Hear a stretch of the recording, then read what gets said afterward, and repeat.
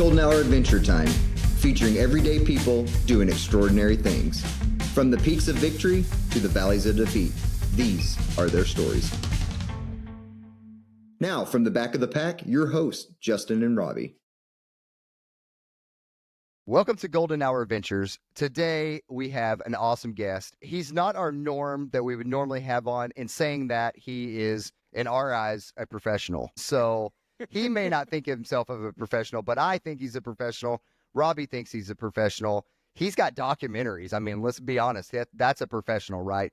He's got FKTs. He's an ultra runner. He's a badass. Jason Hardrath, welcome to the podcast. Absolute pleasure to be here. I'm glad we made this work. Thanks for having me on, Justin. Good to meet you, Robbie. Yeah, Jason, right off the bat, you don't have to lie on our podcast. We know that it's not a pleasure, but thank you anyways for coming. Well, we'll see how it goes. Right now, we're still having fun. You know, by halfway through, we can do a check-in and see if we're still having fun. We're 49 seconds in. We're already assaulting each other, so it's perfect. Let's do this. Jason, we got tons to unpack. I forgot to add that you're a P3 pilot in your intro, so we got to get that in as well. There's just so much to unpack in this podcast, so let's just jump in right off the bat.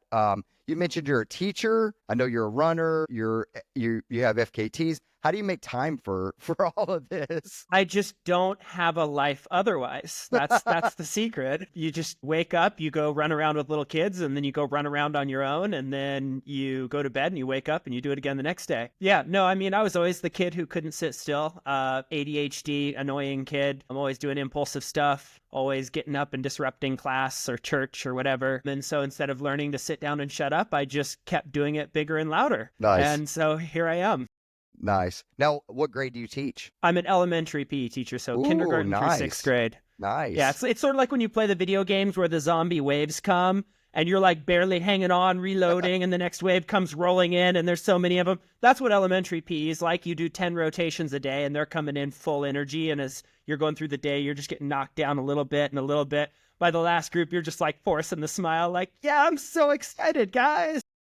It's like an ultra in itself every single day. It can be. Yeah, it can be. Make it dodgeball every day, all day. You know, there are those days. Now, I got a couple of questions about that. Do you still do, like, is the presidential test still a thing? Presidential fitness test? Yes, it is still a thing, and I still do that. Yeah, I only do it with like my 5th and 6th graders, but yeah, definitely. That was a huge part of my like foundational memory of PE as well. Dude, I remember doing that, and I just remember being like, you know, like, man, I'm such a cool person because I was able to do it. Looking back, I'm like, what is even going on here? Mattered so much though back then, right? It did back then. It's like you're in that elite status if you could complete that, and so I was kind of blown away. Are the parameters still the same? I know we're kind of jumping off board here, but like, you know, I feel like this is really interesting to our audience here. I'd have to actually go do some deep research and see how much the parameters have changed over the years, because I can't remember that. I remember it was like 9 pull-ups or something that you had to do as a boy. I think it's actually simpler than that now. But I'm actually going to do that. I'm going to go do a deep dive on how much the Presidential Fitness Award has gotten nerfed over the years. There we go. There's a bit we're looking forward to hearing about it. So you get off work, you go run. You know, what got you into? You mentioned that you were always the busy kid, but was running, sports always kind of a foundation of your life? Yeah. For me, a big part of the first sort of positive social identity that I found for myself, because I struggled so much socially with the ADHD, was through sport. Initially, it was through skateboarding and rollerblading at the skate park. You know, being the kid that would be willing to try the wild tricks. People are like, whoa, he went for that. And then eventually I got to where I could land them too. And yeah, then got into football. I grew up in a football town with a football dad. He was from Wisconsin. Go Green Bay Packers. So you grew up in Wisconsin? He did. Okay. I grew up in Oregon. But nice. He was very much all about football. And so I played football for a few years and ran track. And then I broke my wrist skating, and my parents were like, okay, no more skating while you're still in our house. That's too expensive. And so running became kind of the permeating focus. And I had like the goal, okay, I want to run on varsity in high school. I want to make it to state. I want to get onto a college team and run in college. and just kind of followed this journey of like next big goal, next big goal, next big goal. Ended up running marathons and ultra marathons and doing Ironman triathlons after college. Did you run in college? I did run in college. Yeah. Yeah. I ran for a What small distance? NAIA school. Okay. I ran, let's see here. I started off trying to gun for the 1500, was far too slow for that. I got bumped up to the 5K, was too slow for that. Got bumped up to the 10K, was too slow for that. Finally, my senior year, I went after the marathon because in the NAIA, they have the marathon as part of the track season. So yeah, I marketed myself really well at the time. It was an era just before everybody had cameras with them all the time. And my dad was nice enough in high school to like film a couple of my races that I happened to win. And so I actually had like this marketing material. And so I got myself a scholarship, I think, because I marketed myself better. And then I had to work my ass off because of it just to hold on to the spot.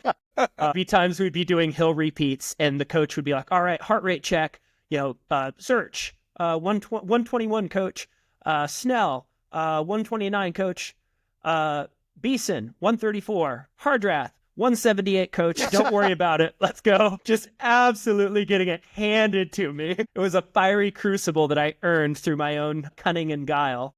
Gosh. A little off topic here, but today is, the Black Canyon 100K, and I'm watching the live stream and I'm watching these guys throw down like 620 pace. And I'm like, my little headline here on the podcast says pro back of the packer. And I'm proud of that. But so I just can't even imagine like throwing 620s down on a flat road, much less like grinding that out on a trail. And so it's like, but those guys' heart rates are, in the 130s, 140s. It's the same thing. And it's just like, my gosh, I'd be at like 200 at that point. So I completely just like, it's wild. That's wild to me. How some people are just it's a whole just different built. level. Yeah, it's some a people are whole just different built. level.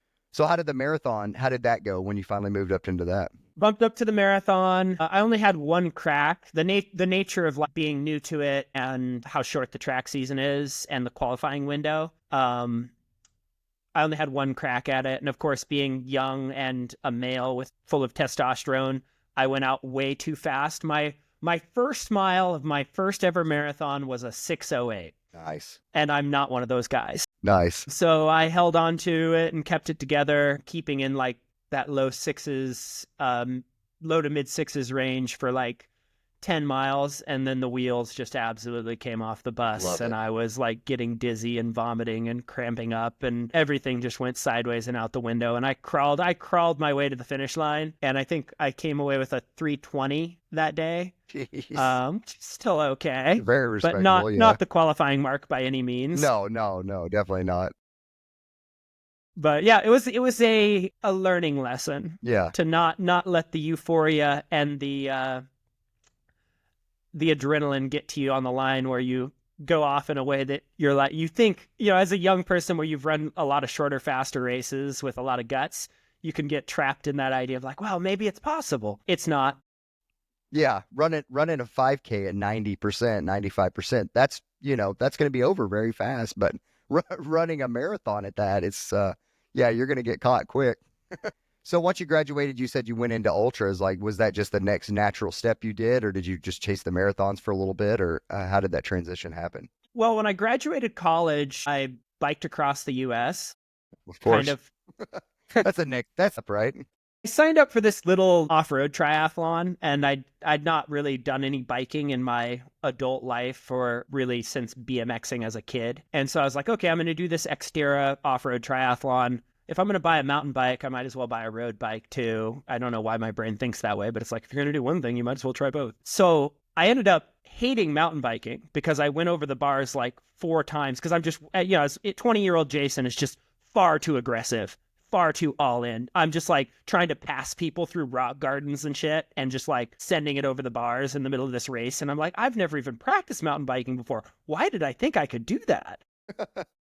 So literally, I listed that mountain bike to sell at the finish line. I was literally still sitting at the finish line and I'm like, picture posted L. With bib on it and everything. I'm done. Done. I knew it. It was like, this is how I end up in the hospital with a serious injury and I can't Yep. do the stuff I love anymore. So this Yep. is going bye-bye. But the road biking, that was much more, because, right, you can just go out and pedal hard and it's open road. And sure, you might get hit by a car, but, that's different than You know, it sending just yourself happens. over the bars Yeah. multiple times. Yeah. That's not your fault. That's their fault. Yeah, that's their fault. That's on them. But yeah, I loved how much ground you could cover. Literally, I was on this road bike for the first time. I hit 20 miles an hour for the first time on a road bike, and it was like a brick fell out of the sky and hit me in the head. It was like, I should bike across the US. And I just could not shake the idea for the rest of college. I think I was halfway through college when I did this. And by the time I was graduating, I was having those existential crises of like, oh my God, I'm about to wake up 30 years later after my career and just be old and wonder what I did with my life. Like, I would wake up with this like visceral fear in my chest of just wasting my life. Like, it's like, oh, all the fun and games is over. It's like, now it's career and you're old. And so I was like, I have to do this. I have to go bike across the US because this might be my only chance. And so I did it. And yeah, anyways, that kind of, after I had that experience with biking and I really loved it, it kind of was like, okay, I should try this Ironman triathlon thing. Because obviously when you've had a bad experience at a much smaller off-road triathlon, you immediately go to the longest triathlon you can possibly find. Yeah.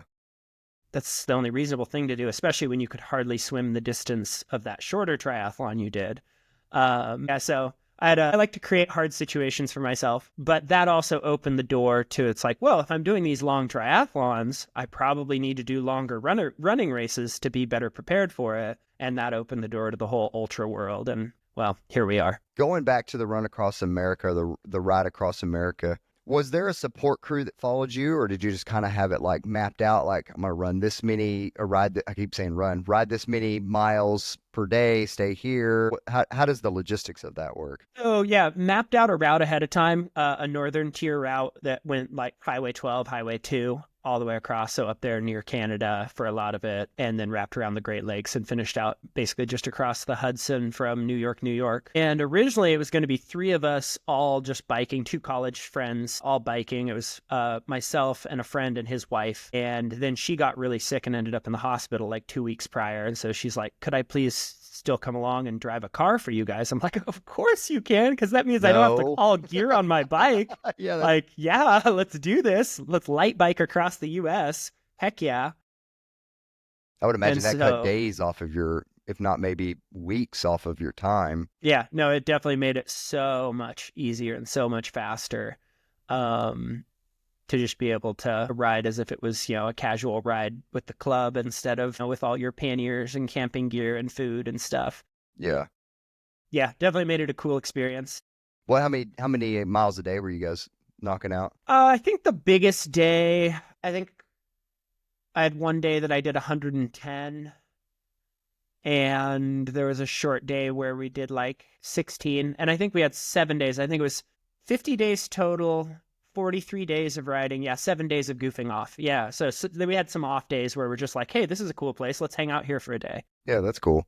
That's cool to have that kind of like, that loose structure behind it. You're not in a hurry to, try to set FKTs or anything like that, and just, going out and chill riding. I think that's cool. I mean, 100 miles a day is still, very impressive, and riding across the United States is extremely impressive, but I like that platform where you just kind of like, hey, we don't really have a plan. Let's just do what we want to do. I like those kind of adventures. Yeah, when you have sort of a general direction and a goal and a lot of time to get it done in, and so you can kind of enjoy the things that are worth enjoying along the way. And being a person that, we talked about the Presidential Fitness Award, being a person that's driven to do hard things on the days you just want to put your head down and grind for the sake of loving the grind. You just go out and rip 100 miles and be like, cool, I rode a century today. So you get to have both. Awesome. Well, so you got done with the bike, you're moving into long form triathlons, and you're just like, it just seems like it doesn't stop. You just continue to build on yourself, and like, then you jump into ultras, and you're just going, right? And so like, where was the point where the ultra marathons came in? So basically, I was pondering ways to simulate moving at sort of race intensity for long amounts of time. And I was like, oh, well, if I do races where I'm running for the same amount of time that is sort of my target Ironman time, then that should be a higher metabolic cost to my body. And so if I can do that well, then I should be able to race better in the Ironman. So it's still very Ironman centric. Like, how do I get to where I'm more competitive? Because I was a weak swimmer, so I had to be tremendous on the bike and then really strong through the run to do halfway decent. Yeah, the ultras just kind of became that like sort of sidebar progression piece to add in more. And so, do the 50K, do a 50 miler. Eventually I did my first 100K, and that one's a good story because I basically was using it. I was using my first 100K as like a B race to prepare for a later Ironman that I was doing. And so I like roll into my first ever 100K, and literally my legs are sore from speed work that I'd done. I'd already logged 30 miles that week with like 2 speed sessions. Wow. So just an absolute like noob rolling into this. And I'm like, okay, but I'm going to go slow. I'm going to go easy. I'm going to go back of the pack. I'm going to just cruise through this thing. And then some of my buddies who are fast, who are front pack guys, are there at the starting line. And so what happens. They trash talk a little bit. We go back and forth. The gun goes off. We're still talking back and forth. I'm looking at my watch. I'm like, we just dropped like a 7:20. I shouldn't be doing that if I was fresh.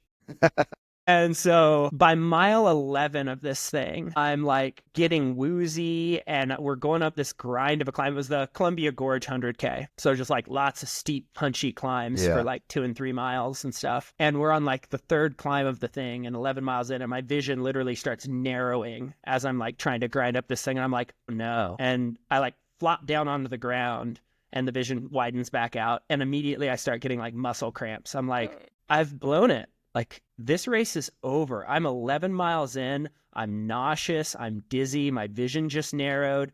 I'm cramping. And then I just got overwhelmed with the thought of, man, I just got to run with the front runners. And I get to do that a lot at races. I get to compete for plaques and medals and prizes and things sometimes. Like, I'm pretty lucky. I'm definitely not the best, but I get to have these chances at like regional and local size races to, get that feeling of winning, being in the front. And there are people who come to these races and events who all they ever do is chase cutoffs to not get removed from the course.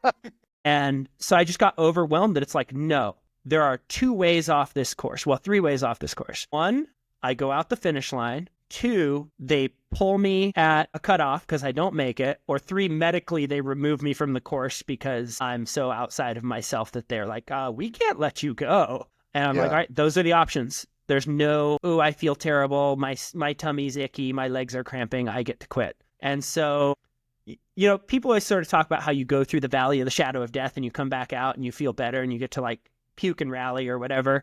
I proceeded for the rest of that race to just be in the valley. It was crampy, nauseous awfulness the entire rest of the way, with my brain just screaming at me that it's like, there's no way you can finish this. You're just barely hobbling forward. And my head is just screaming at me that it's over, it's over, it's over. What are you doing? You can't finish this. And I went 49 more miles and I finished the damn thing. And to this day, like, that's a huge foundation piece for my like psyche toward anything. That the gap between where everything inside of you screams that it's all over and what you can actually do can be at least 49 miles different, perhaps more. That's 100% true. And that was so like game changing and foundational. Like, to fast forward to some of the crazy backcountry FKTs that I've done, in order to have the confidence to go and do highly technical, difficult things deep in the backcountry over multiple days, have to like, you're regularly visiting that space that normal you would be like, oh, I'm way too tired. There's no way I can climb that next peak. There's no way that I can free solo this next section or cross this glacier. And you're dealing with that headspace all the time. And so having that foundational first experience in a controlled environment where I could have gotten help at regular intervals was just so foundational to then being able to step into bigger adventures that took me to where I truly did have to be self-reliant, where it's like, okay, if I push a button, somebody might be here by tomorrow to come pull me out of here, but most likely I just need to get myself out of here. And so, yeah, I definitely look back on that race super fondly now. It's just like a transformational, pivotal development moment for what opened doors for future adventures. Yeah, I like that. I think all the time watching, live streaming ultra marathons now is the big thing, right? And so you're able to see some of the top performing elite athletes in our community, our ultra running community, go out and just absolutely throw down, like we were talking about earlier today, Black Canyon. And you see some of these elite athletes, you know, fall a little behind and out of the chances of the win, of the golden ticket. And, you know, maybe it was a stomach issue, maybe they're having some cramps, and they drop.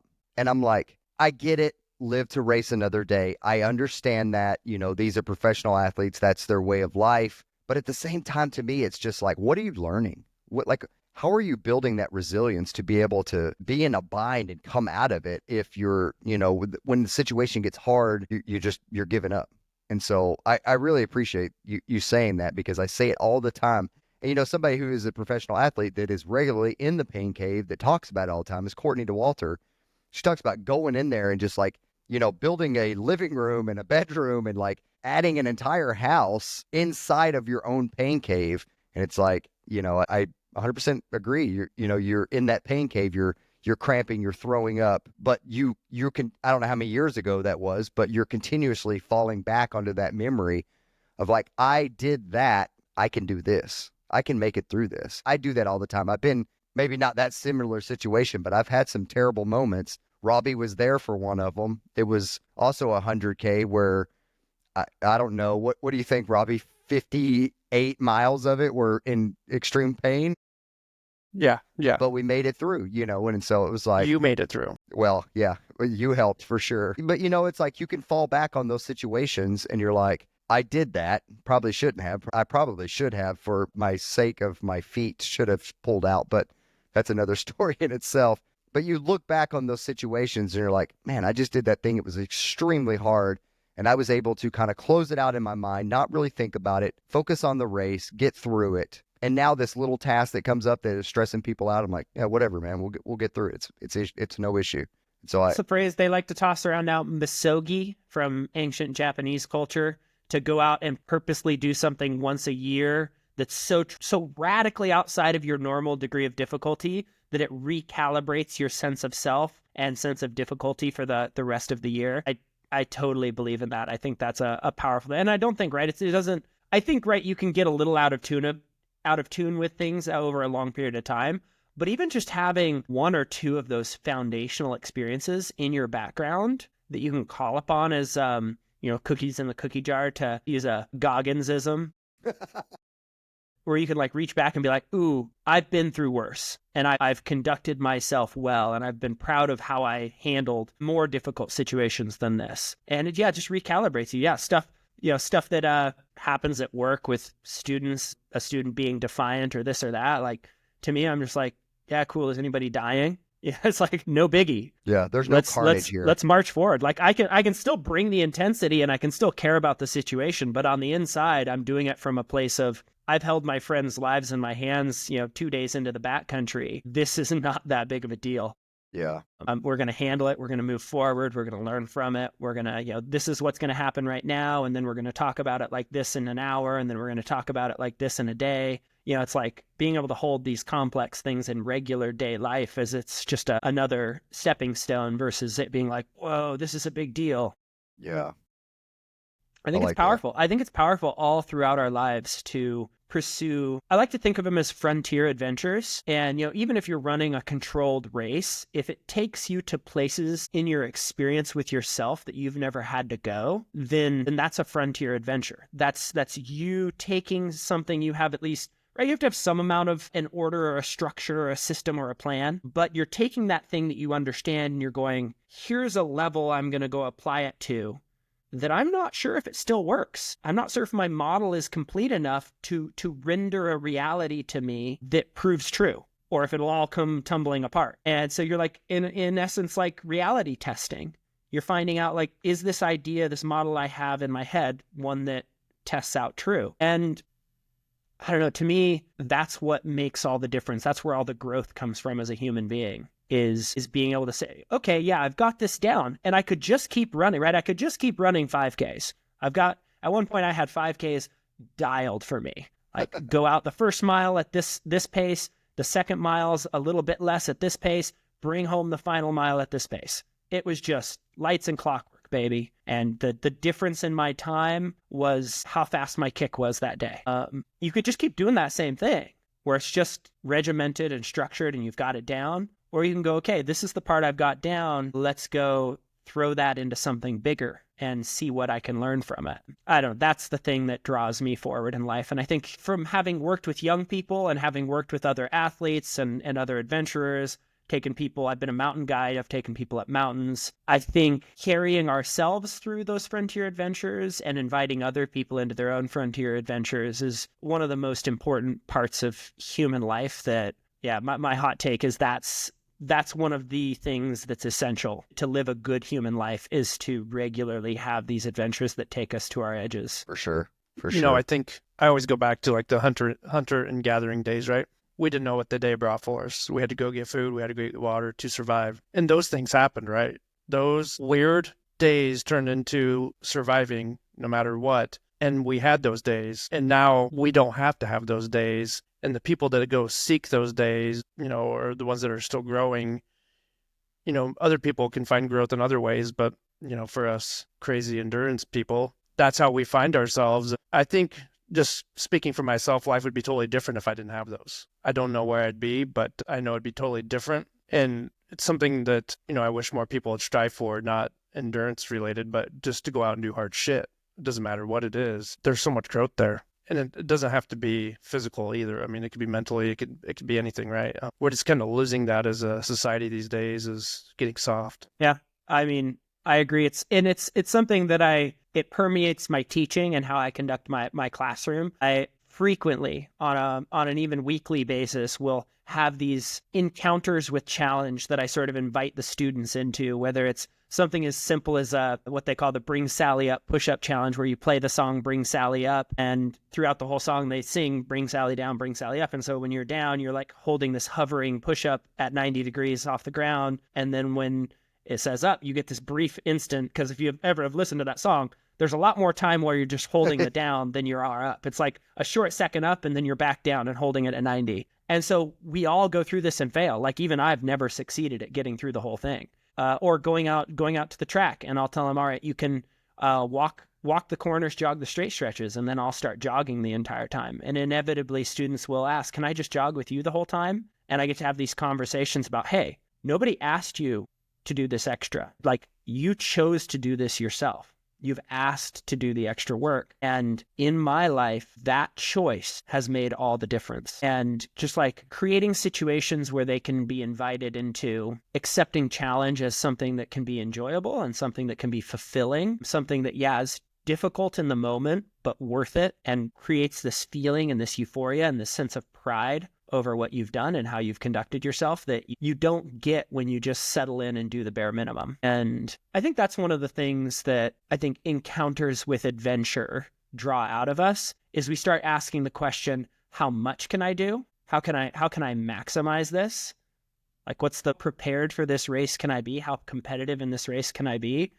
How fast can I do 100 miles? Whatever the question is, it's a question that invites us into how much we can do and that sort of an experience with ourselves, instead of just like, okay, what's the minimum I can get by with and not get fired, which is so much the mindset of an extrinsically driven, extrinsically oriented society, is what's the least I can do to get a paycheck, to live comfortably so that I can play my video games. And I think any opportunity we have to reverse that mindset of, instead of how little can I do, how much can I do, is going to put people on a better track in all aspects of their life. And so, yeah, no, I totally agree that we are kind of fighting I like to call them second order problems or third order problems, where it's not really the kids' problem. It's that they're being raised in a household culture that isn't even literate in how important it is to push ourselves and test ourselves. A household that has no understanding that there used to be rites of passage at all seasons of life for young people to develop into healthy, well-rounded adults, right? We're so far removed from that. It's just you turn 18 and boom, okay, you're an adult.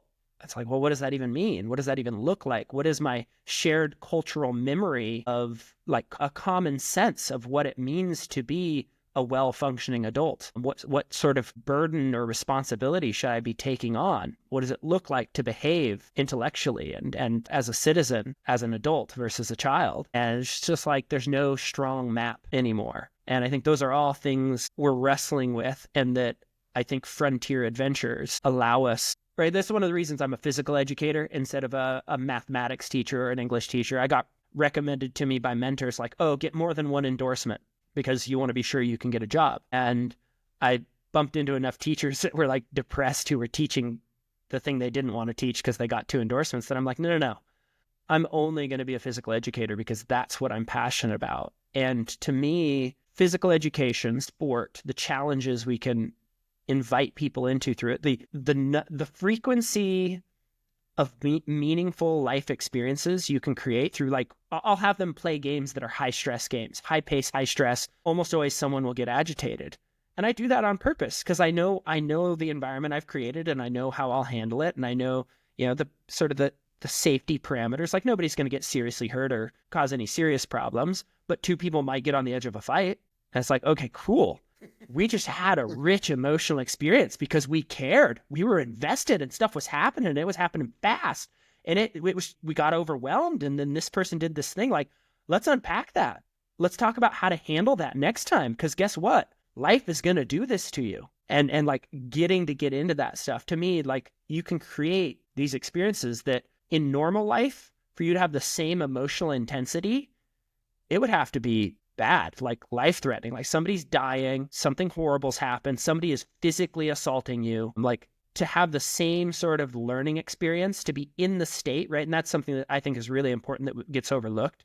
To really learn something, you have to be in the state that thing applies. And we're always living in this comfort state all the time. And so we don't get to apply or learn the schema for how to manage these more emotionally laden, intense situations. And so then when life does throw us the curveball, we come completely unglued because we've had no rehearsals for how to navigate and manage those more high intensity, high consequence, even if it's just perceived consequence situations with ourselves. Yeah, it's like you don't have that rapport and that background of, going the 49 extra miles when your mind and body are screaming that it's over. Of course you're going to crumble if you've got no resource, no cookie jar to reach into, no memory to call upon, and nobody that stood there to give you the narrative, right? I think that's what like expert teachers do is they don't just like say the thing, right? Because the words aren't enough. The person has to feel the same way about the words you share, the concept you share,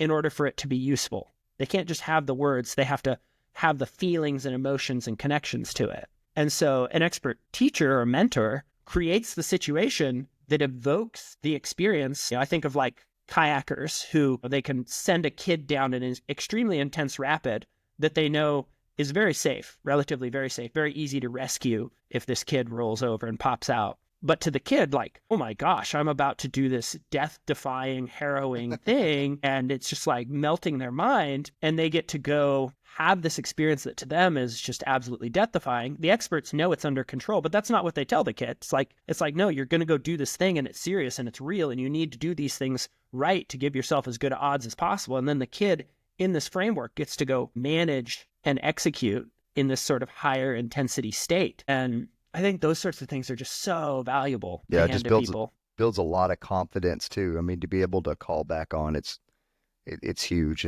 Everything you've been saying is just coming back. It's like I'm remembering those situations where I've been in that spot, and I'm like, oh my gosh, I can't, like, throwing up at mile 30 of a 100-mile race and not figuring out how you're going to make it, up this 4,000-foot climb that you have in front of you. Or I did a race last year where it was a self-supported 100-mile in the Alaskan wilderness, essentially. No crew, no pacers, self-supported, few aid station stops, but 20, 25 miles apart. And it's like, you got to figure stuff out. You have to pull back. And then that becomes a cookie as well. It's like, well, if I can do that, I can do this, and so just building and building upon that. But you keep mentioning your backcountry adventures, and I know there's a lot of FKTs that come through that. I want to get into them. Let's unpack those. So, I'm assuming you went from ultra running. You're like, that's not enough. I got to get more. Talk to us about how you got into the backcountry, tying some of your big endurance running into going after FKTs. Yeah, actually, the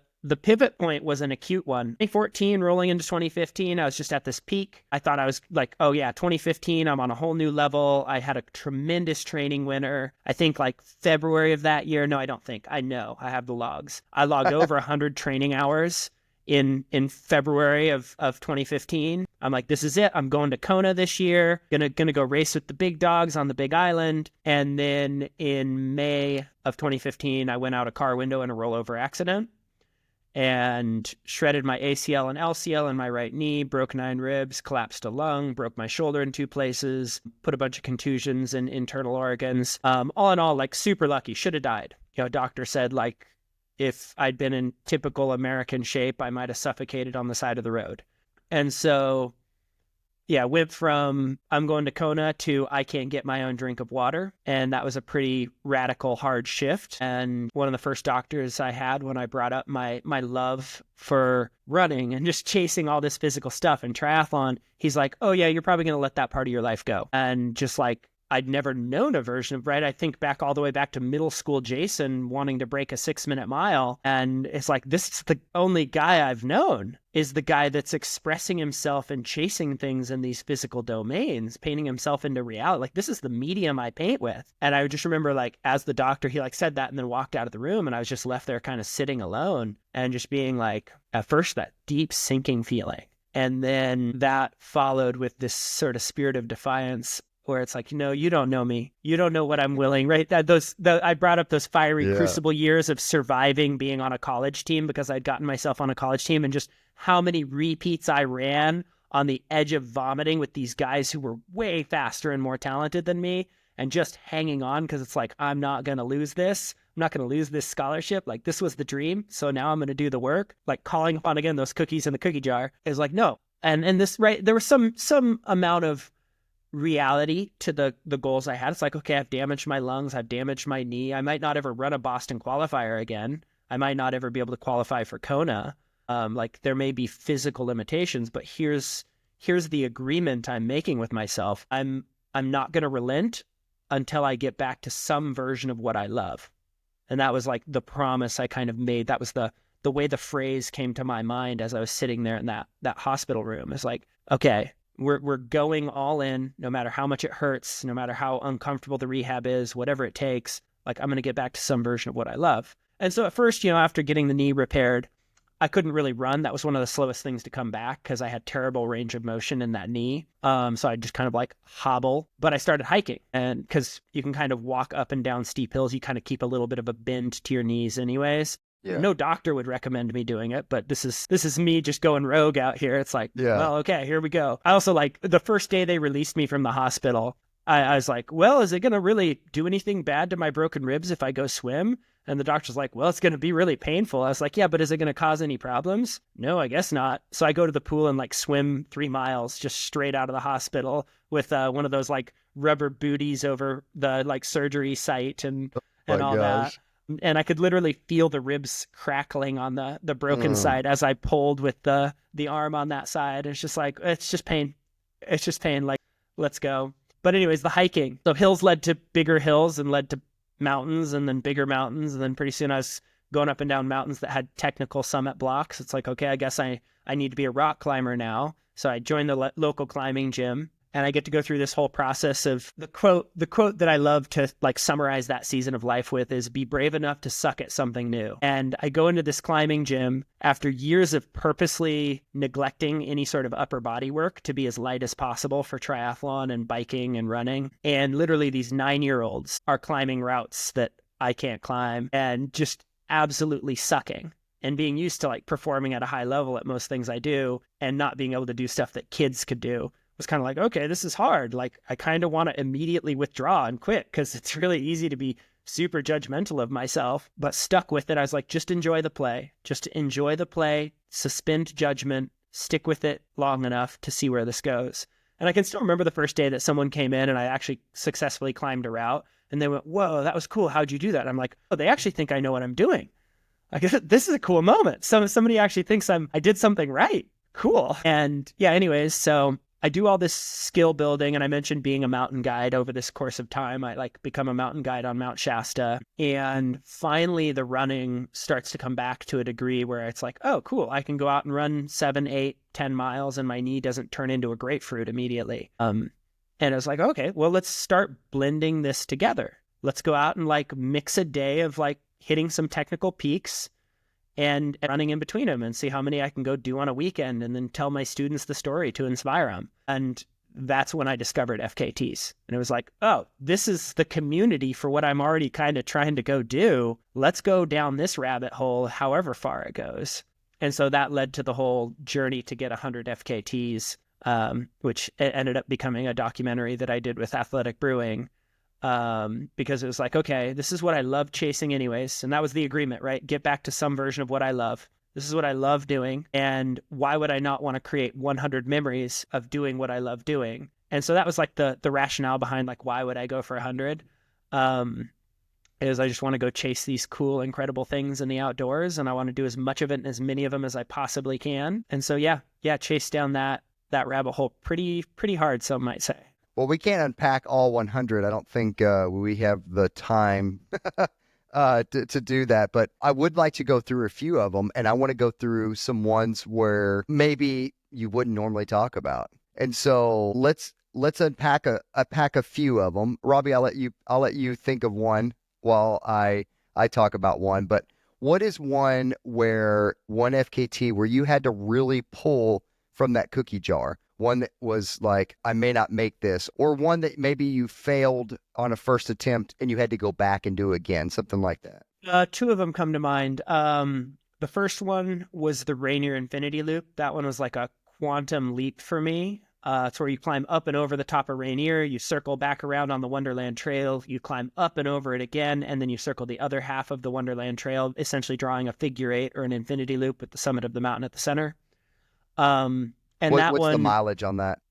145 miles, roughly, 144 miles, and like 44 to 47,000 feet of elevation gain, depending on whose GPS track you look at. So pretty insane push. Plus, you're doing a lot of glaciated terrain on either side of the mountain as you climb up and down the other side. And yeah, I could go into, right, there could be a whole episode. And I have on a previous episode, I dove into it deeper with Adventure Sport Podcast with Mason. And anyways, the reason I choose that one is it was the first time I'd done that much elevation gain in a push. It was the first time I'd essentially tried to race more than 100 miles. I'd done a couple of 100-milers prior to the car accident. So it was longer than I'd ever gone. It was more vertical than I'd ever done. It was more like glaciated terrain than I'd ever tried to cover. It was only my second and third time, I guess, climbing Rainier. And it was my first time ever going down the Emmons Glacier side. So a lot of just like new, technical, difficult terrain, a lot of unknowns to manage. And it was my first time trying to go into 2 nights of sleep deprivation. I'd done one night before, but the second night was like, well, we're going to see how this goes. And it ended up being absolutely wild.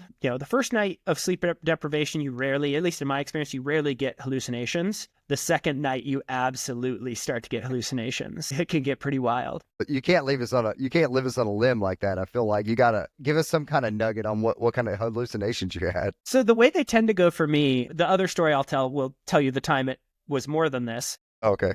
But for this one, the way hallucinations tend to go is, and this is how I deal with them when I'm in the backcountry and it's like, yeah, I've got to keep moving and I've got hours to go, is it tends to be sort of a pattern misrecognition. So there's always something that triggers it. So you see 2 trees beside each other, but instead of your brain processing, those are 2 trees beside each other, your brain processes something in the empty space between them. And it's like, it's a fucking bear. Okay, no, that's the gap. That's empty space. Everything's fine. And so, yeah, the way I kind of like get myself through it is like, okay, figure out what it actually was while continuing to move.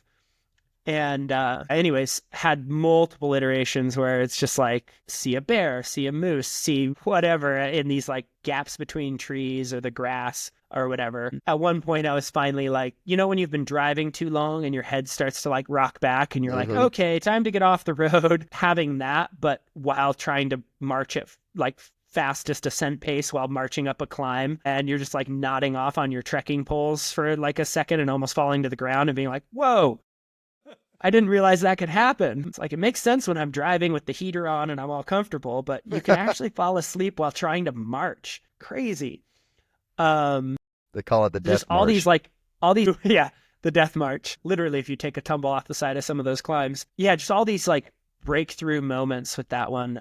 I think I even wrote about it in my trip report that it was as spiritual of an experience as I've ever had. Just like getting in so deep into the fatigue and getting so raw from the sleep deprivation. At one point, I had a sort of proprioceptive hallucination. I had a few auditory ones too, where it would sound like somebody was like turning on the bass in their car. It would just be this like boom, and then gone. And I'm like, nope, I didn't actually just hear anything. That was in my head. And then the same thing where I started to have sort of these proprioceptive hallucinations where I'd like feel like something was like, oh my God, I'm having a heart attack. I'm like feeling sandpapery feelings in my chest or something. It's like, nope, that's based on the track record of all of the shit this brain has been making up for the last few hours. That's probably not real either. So don't freak out. Just get to the finish line.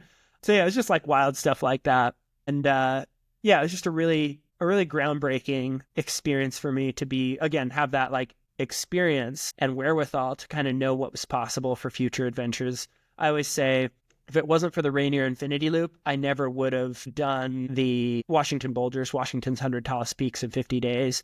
Because what I learned about myself and pushing for multiple days during the Rainier Infinity Loop was just so foundational and game-changing for what I could do in the mountains. But then the other one you brought up, trying and failing. Norman's 13, which is a traverse of California's 13 14ers. It's like the famous one in Colorado is the Nolan's 14. It's like that on climbing steroids. You're like free soloing a bunch of 5th class and 4th class to like put this thing together. It's like a crazy amount off trail on just these loose bouldery talus. It's a pretty insane push. And so it had my number twice. Twice I failed on it. And then finally on the 3rd try, I got to go back and make it go. And that's the one where I had my first ever hallucinations that just were totally radically unreal as far as like visual. I was like on my 3rd day, so this is my 3rd night of sleep deprivation, marching out after getting off all the technical terrain. And I start to be like thankful that someone marked the off-trail section. I'm like, that's really cool that somebody marked this off-trail section. This part can normally be really confusing. And then I look at the markings and it's like this alien like dialect put in, like all these alien symbols put inside this like matricy. It's like this whole thing. It's like, that's not actually there. None of those have been there this whole time. Whoa. That's awesome. So yeah, it's pretty fun when you're just way out there. So it can get pretty weird. I'm so fascinated with hallucinations. I don't know why, but the way the brain, and I've seen things like a bush where I'm like, oh, what is that? But then immediately figure it out. But I've had only two, and I'm just like, man, I just want to dig so much deeper into that to see what's out there. It's crazy. Auditory, that's wild. Like I've never heard of those before. So I can only imagine like, I kind of get chill bumps because it kind of like freaks me out a little bit that I think I saw that thing. And to this day, only my 2. So it's pretty easy to remember what both of them are. But like, I know I saw them, I know they weren't there, but I know I saw them and I can see the description of them right now still in my brain. I can see what I saw when I was out there. And so it's just like, man, the auditory ones, that would be wild. It's bizarre. So, I mean, it's pretty easy to do. Just sometime this summer, go run for 3 days straight and you'll get to have a grand old time seeing what your brain does. Yeah, at the end of this summer, Robbie and I are doing our first 200, so we'll probably there be we go. We'll hop back on and I'll interview you about your hallucinations. Yeah. We just can't sleep then, Justin. No sleep. No sleep. Power through it. No sleep for the wicked. Yeah. So you mentioned you learned a lot about yourself on the the Infinity Loop. Which one did you think, or ones did you think these are going to be a piece of cake? But they weren't. Boy. See, you thought we were going to ask you like, what was your favorite one? What was your least favorite one? So, we got to make it interesting here. You're asking some good ones. I mean, I got my chops handed to me on one. I don't even remember the name of it, in the Napa Valley. It links together like 7 significant peaks there. And I thought I could go hang. Again, sort of that like, I don't need to train and taper for this. I think I can go hang, just like throwing it in on a weekend. And just what got me was just the ground speed, the foot speed of whoever it was that held it, and just the pace I had to hold whenever I wasn't. I'd like make up time on the climbs and the descents when it was like steeper and techier, but then just the required pace to hold between these things. I'm just like, uh-oh, and just stuff, sort of like that first marathon going out too fast, just the wheels starting to come off the bus, and by about halfway through knowing like, yeah, this thing's over. And just kind of like finally like, 3/4 of the way in, yielding and being like, all right, yeah, I'm 7 minutes off pace and I'm not coming back from it, but let's just go finish this thing for the fun of it. And just kind of getting humbled. And that was pretty early on. I hadn't I think one of the things I did really well was calibrating my systems for understanding what I was capable of doing vert-wise. So I would calculate the vertical pace that athletes were moving at instead of just the horizontal pace. So how many feet per hour on average they were able to ascend and descend, and knowing where my current ascent rate and descent rates for different heart rates were. And so, yeah, I like fleshed it out better and better as I played the game longer and longer, where I had these different metrics I could measure stuff by. To know like, oh yeah, I can absolutely beat this FKT. This one I would need to be tapered for, and it's like a 50 chance that it goes, and sort of knowing how to sort of allot my energy resources to different distances and different difficulties as far as competitiveness. And then also I'd just go chase stuff that it was big and difficult and undone, some link up that just was aesthetic that needed a fastest known time on it. Those always called to me as well. And slowly over time, I got more and more drawn to the adventure of it than I was to sort of the competitiveness of it. Fitness for exploration and adventure versus fitness for just winning the race. Well, you mentioned all your FKTs, and how many do you actually still hold today? I don't know how many I still hold. I think probably at this point, I'm the most losing FKTer ever. I would imagine I've itself as an FKT. lost more FKTs than any other human being, I think. Do they send you an email or something like, "Hey, you've been beat on this"? No, I wish. That'd be wonderful. That would be brutal, right? Hey, FKT, let's add a feature where you get an email when you've lost your FKT. Well, I mean, they should at least like let you know that you've lost it. I mean, like the Strava segments, you get an email. You have to bother to go look it up. Okay. You have to bother to go look it up, which is why I don't have an exact number of how many I still hold. What was the amount that you had? I would like to think it's like 50-50. Okay. I'd like to say I hold at least 50% of the ones that I've set over the time or had over the time. And how many have you had in total? 121. 121. Wow, it's impressive. Super impressive. Super. I need to start looking down that window. Well, one other thing I want to unpack before we get off, and I know we're moving quick through these things, but you're just like the most interesting man alive, so I gotta get through it all before, or we may just have to have you back on because there's way more that I need to ask. So this has been a fun convo. We should. Yeah. Anyways, go ahead.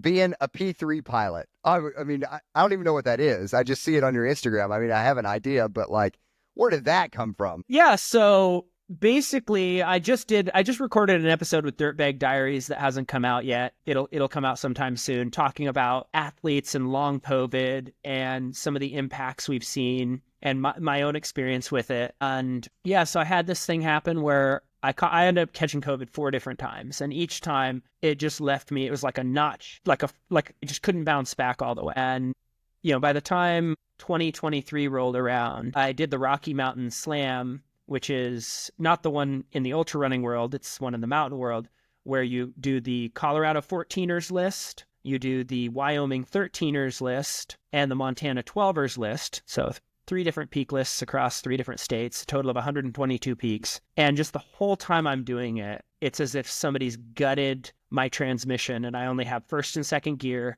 And instead of getting into that like happy euphoria sometimes where you're just bopping along and having a good time, it's all sufferfest. And I'm just like, man, this is not how it used to be. Like, I'm moving so slow and it's so painful and it's such a struggle. And I gutted through the whole thing, right? I had spent so many years cultivating these mindsets that just allowed me to keep pushing through anything. But like, I also had these moments of sort of self-awareness, like from outside myself looking down, like something's seriously wrong.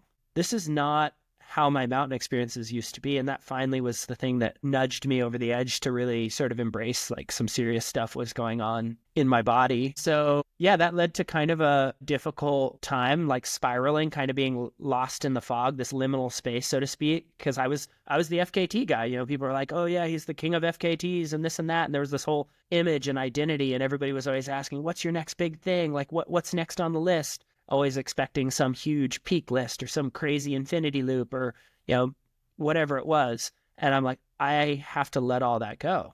Like I have to let that guy die because I need to figure out what's wrong, and I need to be willing to embrace that maybe whatever's happened, if I keep doing this, it's just going to keep getting worse. And I was having like this malaise and these depressive episodes and just body pain all the time for no reason. And it seemed like when I kept pushing myself crazy hard, it was just making it worse. So I had to take the foot off the throttle.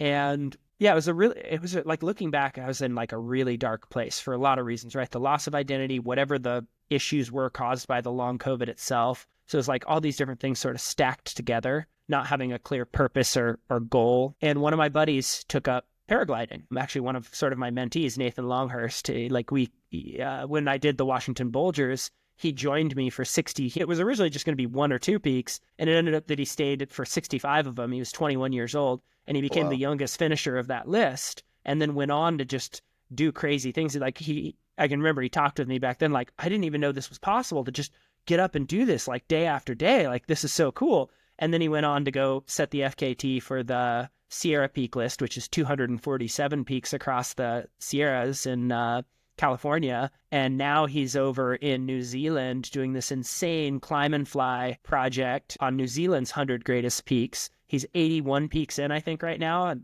yeah, if this comes out in time, like, people need to tune in to Nathan Longhurst and what's happened with that crazy project, because it's absolutely like the paragliding world's looking at it going, what? This dude is actually doing this, and he's only been a pilot for a year? This is absolutely insane what is happening. And, you know, even people in the mountain world are like, all of these mountains have only ever been climbed by one person, and it took that person 30 years to do it. And this kid's going out and ripping it in a single season. So anyways, to rewind back, I'm going to lose my train of thought here. Yeah, what was my train of thought? What was the question? We were talking about how you became a P3 pilot and Oh yeah, so anyways, he takes up paragliding, and I'm like, at that moment, that kind of crux moment, well, I'm a ways after. I'm kind of wallowing in the swamps at this point. Yeah.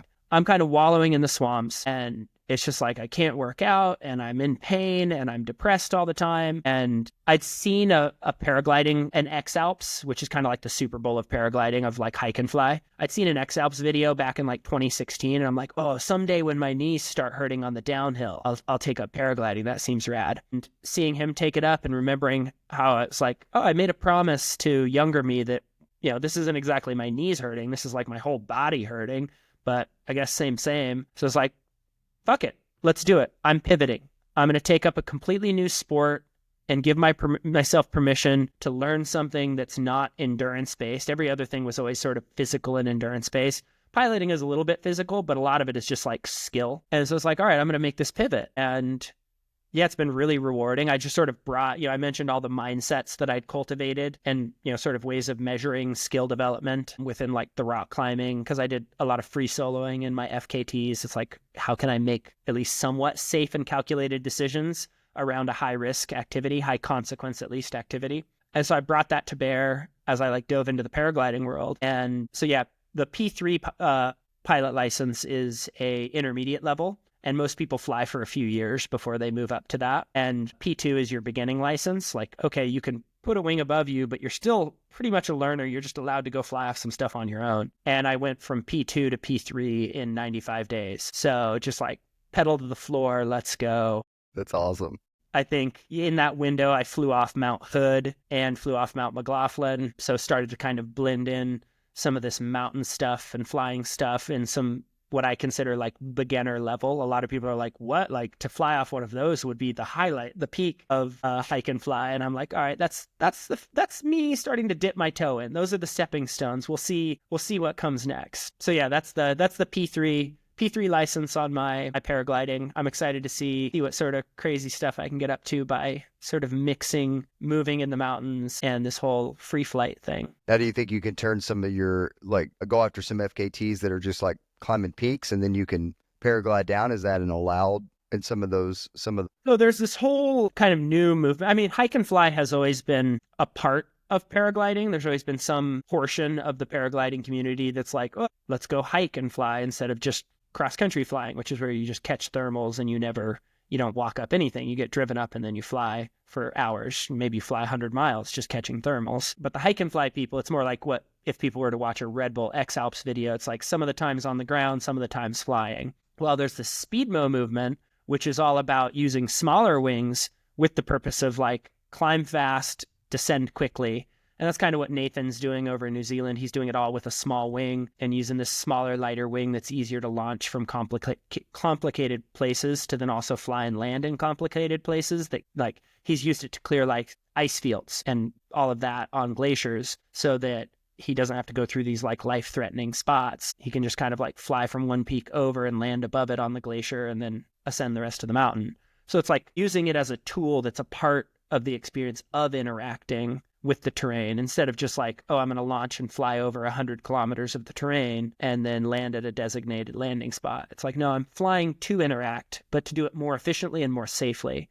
And that's kind of the Speedmo movement. And so, yeah, I think within that realm and that community is sort of a conceptual place that I see myself contributing, because I think to like, right, there's always those people that I relate it back because I'm a PE teacher now, and it was such an important part of my childhood. I think if I had a memoir, like it might be From a 6-Minute Mile would be the title, because that was such a foundational thing in middle school, chasing that 6-minute mile in PE. And right, there's no reason for it. It's just PE. And kids all the time are just like, screw this, I'm going to walk. And there's always that portion of us, though, right, that we want the Presidential Fitness Award. We want to break whatever the time is, that next PR in the mile for no reason. We're just in PE. Like, yeah, I can remember like being sick with the flu and still, if it was PE mile day, like I'm running it and I'm running it hard and nobody's going to beat me because it's the freaking PE mile and it matters to me. It's like, there's those of us that are just like cut from that cloth of, I want to push myself and I want to see how much is possible instead of like, what's the least I can do and not get an F. And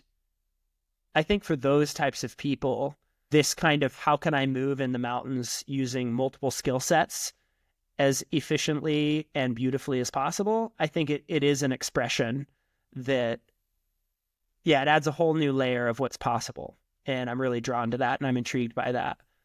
Because to me, even the FKTs were always, at least the best ones, were always a creative expression on top of being just a physical endeavor. It was sort of me painting my style and my passion and what brought me joy and brought me serenity into the world.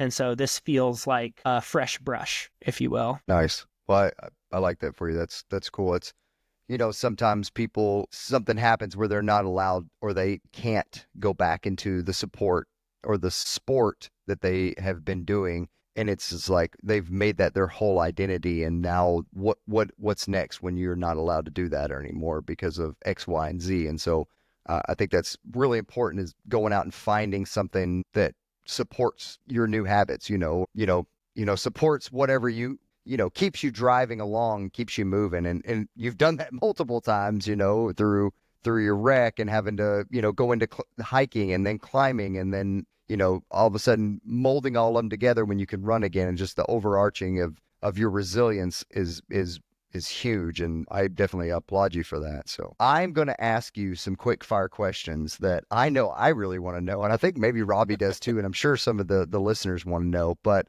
these are easy ones. You already know the answers to them. We just want to hear them. So first off, what is your go-to nutrition when you're out on the mountains or the trails?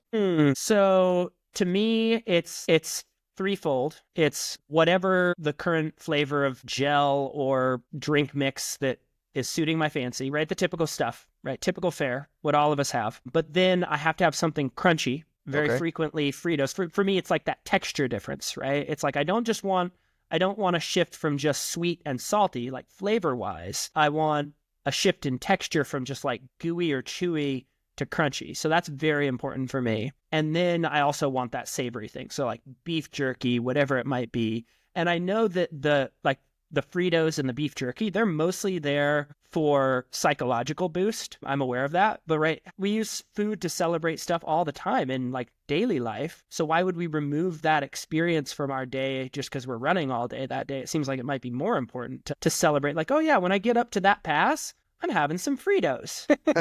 And so that to me is like the way I do food. Some of it's psychological, and then some of it is just the regimented system of keeping fuel in the Doing all these big adventures, I know you've gone through thousands of pairs of shoes. What's your go-to shoe when you're heading out on the trails? As of right now, the shoe that's become sort of my tried and true piece for moving in the mountains and rough terrain is the Norda 001s. Full rubber bottom, Dyneema upper. I mean, maybe that resilience and durability is not super important if you're just running on like super buttery trails all the time. But when I'm grinding my foot into like cracks that I'm climbing up, fourth and fifth class, or I need to step out onto a slab and have the grip to be sure that I'm not going to slip off and actually die.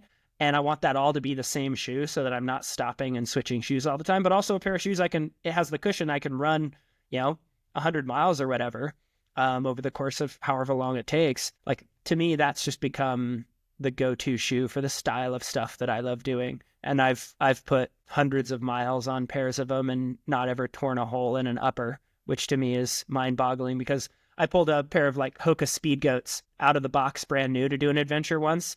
And 13 miles in, I'd completely ripped the heel off of the bottom, like separated the foam. So I had to run on my toe on that foot. And it's just like, okay, 13 miles out of the box. Yeah. And yeah, having that durability for me matters. Now, Norda is a European company, right? A Canadian.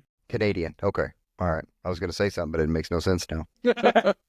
I just know like La Sportiva and some of those, they're like, those shoes are just built. I know La Sportiva, they make like mountaineering boots, and and they seem like they build those shoes to be able to last those epic types of adventures. And so I was going to roll Norda into that, but if they're not European, then that makes no sense. 2 more questions. This one's an easy one. If you could be any dinosaur, what dinosaur would you be? I think I know the answer to this one, Robbie. Man, it's close. It's close between a T-Rex and a Velociraptor. Whoa, I was not expecting that. It's close between those two. I mean, the Velociraptor is like fast and cunning, but then the T-Rex is the T-Rex, right? It's like for sure the big dog. So, yeah. What were you expecting me to say? I was thinking the pterodactyl for sure. Oh, that's a fair point.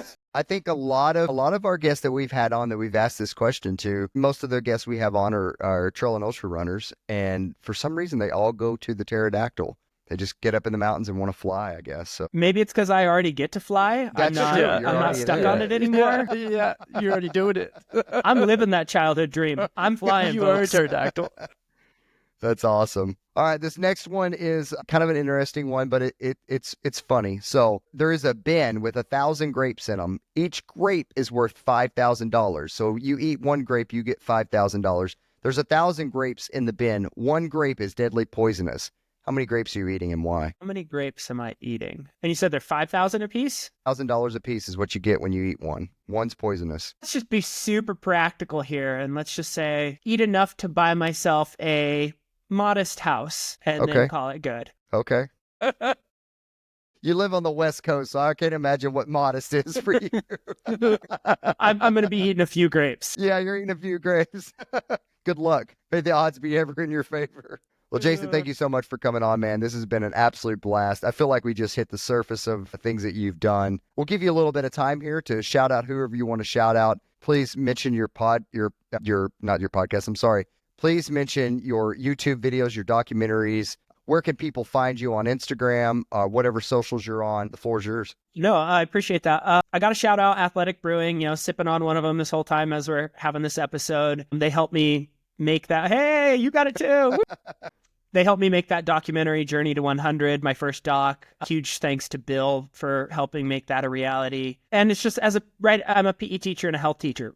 Talking with kids around decisions on alcohol is something I actually have to do. And for there to be a cool way to choose to abstain from having alcohol is just awesome to me. It's been awesome to like be a part of growing that culture. So yeah, really appreciate them. The other documentary I have out is Journey to Infinity, where I took the infinity loop concept that we talked about on Mount Rainier in this episode, and I went out and tried to apply it to North America's tallest volcano. Nathan Longhurst and I, the guy I mentioned who's in New Zealand right now, he and I went there together. So great chance to learn a little bit more about him and I. I was watching Journey to Infinity. Both of those are on YouTube. I have another actually just released one that nobody knows about yet. It's on my YouTube. It's Journey to Infinity, Ojos del Salado. We didn't succeed. Heartbreaker. I mean, spoiler alert. We took 5 athletes down there and 1 support person, and we tried to go make this thing happen, right? It's a 22,000-foot peak. It's insane. And we tried to make this thing happen with only the time I get off in a winter vacation as a teacher. So just not enough time. We did manage to put 6 people on an 800-meter summit in 6 days, and that's pretty wild. But that's a fun one to watch, just to watch how all the team dynamics unfold and what it emotionally meant to each of the team members who'd never climbed a peak that tall. People can find me on Instagram, LinkedIn, Facebook. Most of the time I spend most of my time on Instagram if you're trying to get a hold of me, but LinkedIn is a good one as well. Facebook is just mostly cross-posting from my Instagram, so not a great way to reach me. And something new I've been really enjoying is kind of having other athletes tell their story and find ways to get connected with creators and with writers. So yeah, if people want to get a hold of me because they know an athlete doing a really cool thing that has a cool story and they don't know how to get that story told, and they want to connect with podcasters like yourself, or they want to connect with writers or creators who can help them do a video, yeah, feel free to reach out about that stuff. I get excited to help I've had my turn, right? I've had my turn to tell my story, to inspire others, to use this like pursuit of personal excellence and growth to also invite other people into that pursuit, because we all find it meaningful if others have their own version of the story that they feel driven to share. Like, kind of stoked to help others now. Well, thank you so much, Jason. This has been an absolute blast, and oh my gosh, like I said, touch the surface. It was an absolute pleasure. I had fun. We'll definitely be doing this again for sure. For sure. Well, if you like Jason's podcast, please leave us a review, share it out to your friends, drop a comment on the Instagram post, get it out to more people. We need to get his story out there. And as always, we'll see you on the trails.